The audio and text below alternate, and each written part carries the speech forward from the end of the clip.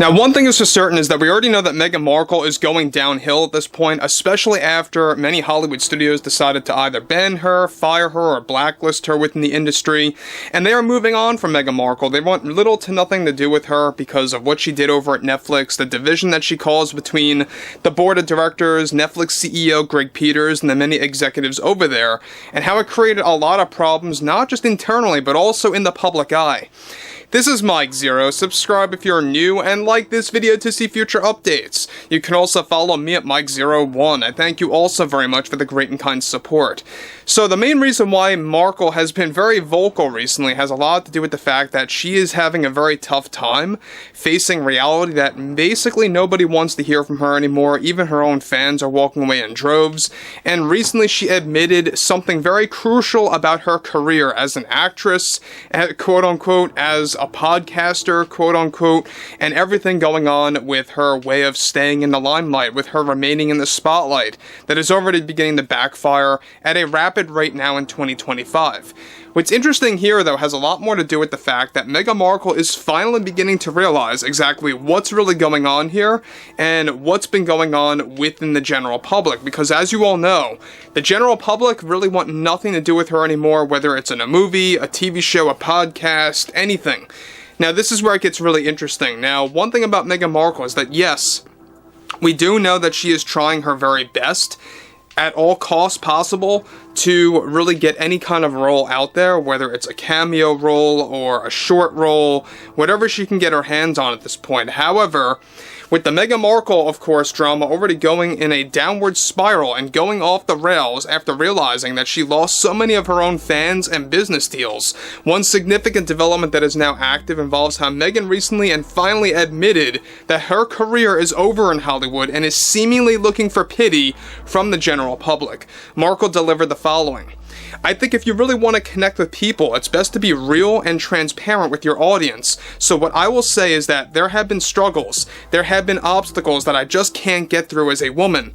I think there comes a point when you have to come to terms with what is going on.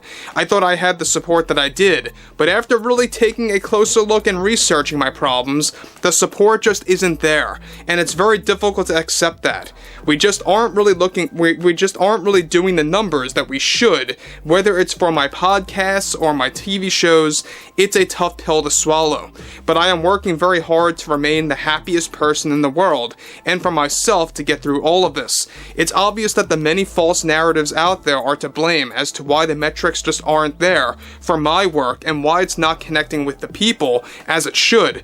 There are a lot of loud, toxic individuals that just don't learn that I'm a talented person, I'm a talented woman, I'm a real person at heart, but when you are trying to act or voice your opinions on a podcast or whatever, and to see that progress hindered and that support come to a halt, all because of how the industry and the public view women now in 2025, is deeply disturbing and disheartening, and it's just awful behavior coming from the people.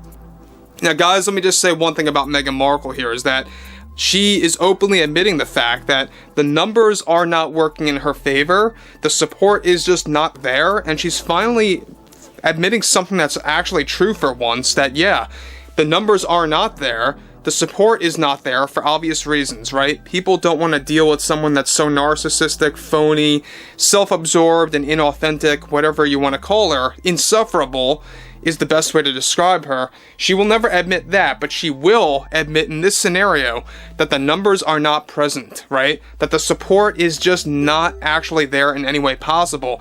And that really is backfiring on basically everything when it comes down to Netflix, when it comes down to even Amazon. Amazon's beginning to actually slowly but surely backtrack by working with Meghan Markle. We'll have a lot more to talk about that as well. So she goes on to continue, I will still be working on With Love Meghan Season 2 no matter what, and I'm going to do whatever it takes possible to make it work. But for now, the numbers just are not working in my favor, and I am looking to do better for myself than ever before to actually show everyone that I have a talent, that I have a special way of expressing myself that will certainly connect with people that not only know who I am, but perhaps those that don't know Meghan Markle. Again, guys, there she goes, referencing herself in the third person. I mean, she keeps doing this. It's like an obsession. I don't know why she does that. I think it's just another narcissistic trait, to be honest with you. But again, she continues to refer to herself in the third person, and she's also, yet again, admitting here that there are a lot of challenges that are very difficult. Now, she goes on to allude further to the fact that everything is becoming more and more problematic. I will admit, she says, that I am in a very beyond challenging phase right now, and I just don't know what to do to improve my connection with my audience. But I have to find a way. I think it's only fair to people to let the product speak for itself. Stop judging Season 2 before it has even released yet, because I think people are getting way too ahead of themselves before seeing something. I still have full faith that we will show the critics and the naysayers that we have this great ability to entertain people. Right now, I think it's best for me to just shut out the loud minority that do nothing but lie about me as a person. Many claim I'm not a real person. That's so far from the truth. I am as real and authentic as can be.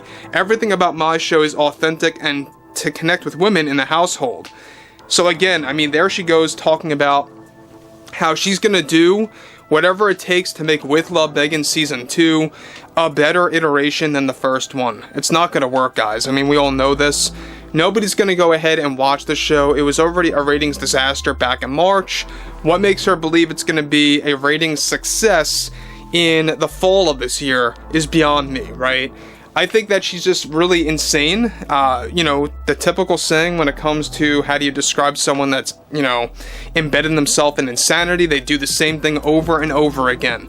That's exactly what she's doing with Love Meghan Season 2. It's basically going to be a copy and paste of the first one. There's really going to be nothing different, nothing of substance there. And look, we know at the same exact time, the fact that she is now beginning to open up somewhat about where her career is and how it's dead in the water within Hollywood, within the film industry, I think it's just another way of coping. It's definitely a way of her trying to gain pity from the general public, from the media that has sided with her before in the past, that aren't really all that supportive of her right now. They've been very silent. I haven't really heard The View, for example, talking about Meghan Markle as of late. I'm sure that they will talk about her again in the coming months, but as of right now, The View, Joy Behar, Whoopi Goldberg, Sunny Hostin, they have all been very, very silent, radio silent about Meghan Markle, and I'm sure that too is really ticking her off quite a bit. And it also played a role in her realizing that, yeah, the support also is not there in the media as well. So again, it's going to be a very interesting next couple of weeks.